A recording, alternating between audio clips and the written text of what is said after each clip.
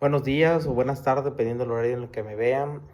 Vamos a retomar la clase de Física 2, la ley de Joule y la ley de Watt, que forma parte de la electrodinámica parte 2. En las diapositivas que les presenté es un tema muy sencillo, mas sin embargo de mucha importancia estas dos leyes. Para poder entenderlas vamos a hacer un poquito de análisis respecto a esto. Primero, un poquito de retroalimentación.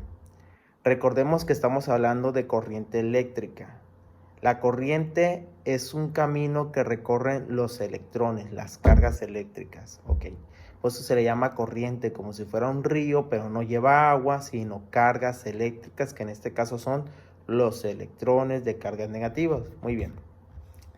Entonces pongan atención. La ley de Joule, el tema de este video, indica que cuando las corrientes eléctricas, las cargas eléctricas, fluyen por un conductor, generan calor. ¿Por qué generan calor? Es muy sencillo. Nosotros alguna vez nos hemos dado cuenta que los cables eléctricos se calientan. ¿Por qué se calientan? Es debido a que están pasando por ese lugar, por ese conductor, muchas cargas eléctricas a la vez. O sea, que la intensidad es muy alta. En otras palabras, el amperaje. ¿Qué quiere decir esto? Que, por ejemplo, si yo tuviera un refrigerador y le pusiera un cable muy delgado para que subiera la corriente, bueno, las cargas eléctricas van a querer pasar por ese cable bien delgado, así tan delgado como estos cables, para que se den una idea. Pues obviamente las cargas eléctricas por aquí, al estar fluyendo, como son demasiadas las que tienen que alimentar al refrigerador, y aclaro, yo sé que esto no es un cable eléctrico, sino es de un auricular, pero imagínense que fuera un cable eléctrico así de delgadito. ¿Qué va a pasar? Va a explotar, se va a quemar.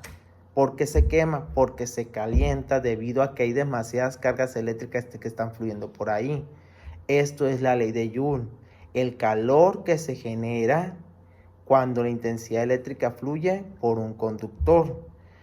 Esta ley de Joule varía también. ¿Por qué? Porque no solamente se da en los cables, sino también en las resistencias eléctricas. Cuando hablamos, por ejemplo, de los focos, en el tema pasado, yo les dije, un foco forma parte, tiene una resistencia eléctrica. Ese pequeño delgado hilo que ven ahí, que se pone al rojo vivo y ilumina, es una resistencia eléctrica. ¿Qué está pasando ahí?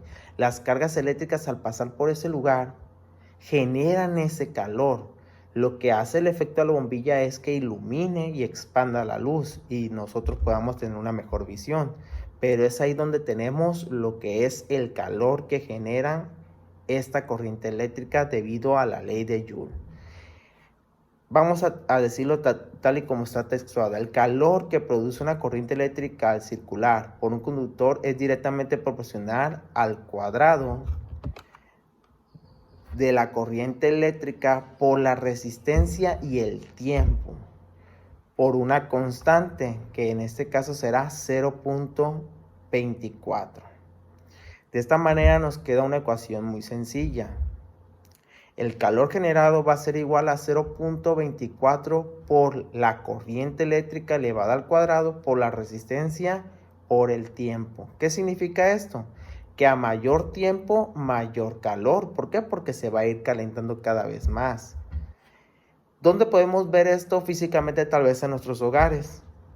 Lo podemos ver tanto en el microondas, que aclaro, las ondas que genera el microondas es otro tema, pero ahí hay calor que genera una resistencia eléctrica dentro de ese foco.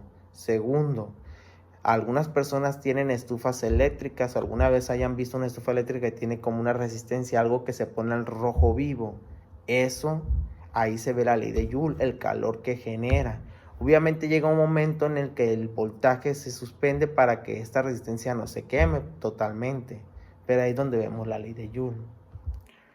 Bueno, por otro aspecto tenemos la ley de Watt, que aquí es diferente. Aquí la ley de Watt, en algunos otros libros podemos verla como la potencia eléctrica. ¿Qué es la potencia eléctrica? La potencia eléctrica es la fuerza que genera un aparato eléctrico, ¿ok? Que en este caso se resume en los watts. Por ejemplo, Alguna vez hemos escuchado que un foco tiene 20 watts, 60 watts, 80 watts. Esa es su potencia, la potencia que va a tener.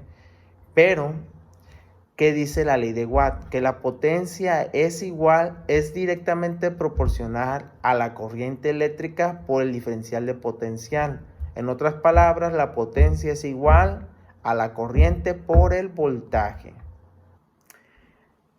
¿Alguna vez nos hemos dado cuenta o si hemos ido a comprar a la tienda de la esquina una bombilla que diga 60 watts?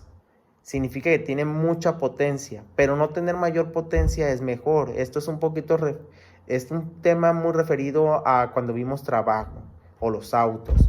No el auto de mayor potencia es mejor porque significa que te consume mayor gasolina. Aquí, cuando hablamos de algo eléctrico, no lo que tenga mayor potencia es mejor, porque si no, significa que consume mayor watts, mayor potencia. Recuerden esto, la unidad de watt es como nos mide lo que nos cobra a nosotros la comisión. Claro que ellos lo cobran en kilowatts al mes, pero es similar. Nosotros vamos a usar la unidad más pequeña, que es el watt.